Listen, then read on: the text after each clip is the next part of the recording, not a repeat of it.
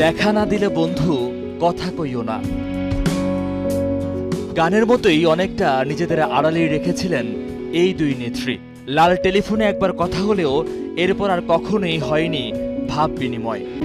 সাবেক দুই প্রধানমন্ত্রী শেখ হাসিনা ও খালেদা জিয়া সেনাকুঞ্জের এক অনুষ্ঠানে দেখা হয়েছিল দুজনার। সবশেষ ২০০৯ সালের সশস্ত্র বাহিনীর দিবসে কুশল বিনিময় করেন তারা।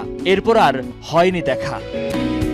এবার এক যুগ পর সেনাকুঞ্জে খালেদা জিয়া স্বভাবসুলভ হাসিতে বেশ উদ্দীপ্ত দেখা গেছে তাকে। ভাগ্যের কি নির্মম পরিহাস, গত ১৬ বছর একটানা যে অনুষ্ঠানে প্রধান আকর্ষণ হিসেবে উপস্থিত থাকতেন শেখ হাসিনা, এবারের আয়োজনে নেই তিনি। এমনকি ভারত পালিয়ে যাওয়ায় দাওয়াতও পাননি শেখ হাসিনা। অনেক বছর পেরিয়ে এবার দাওয়াত পেয়েছেন বিএনপির সিনিয়র নেতারাও। খালেদা জিয়াকে পেয়ে অন্যরকম আমেজ তাদের মাঝেও। কারাজীবন কাটিয়ে ৬ বছর পর এই প্রথম রাষ্ট্রীয় কোনো অনুষ্ঠানে যোগ দেন সাবেক প্রধানমন্ত্রী ও বিএনপির চেয়ারপারসন খালেদা জিয়া।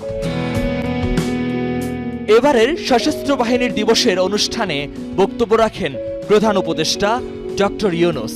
খালেদা জিয়াকে সম্ভাষণ জানিয়ে বলেন, সেনাকুঞ্জ এবার গর্বিত, আনন্দিত।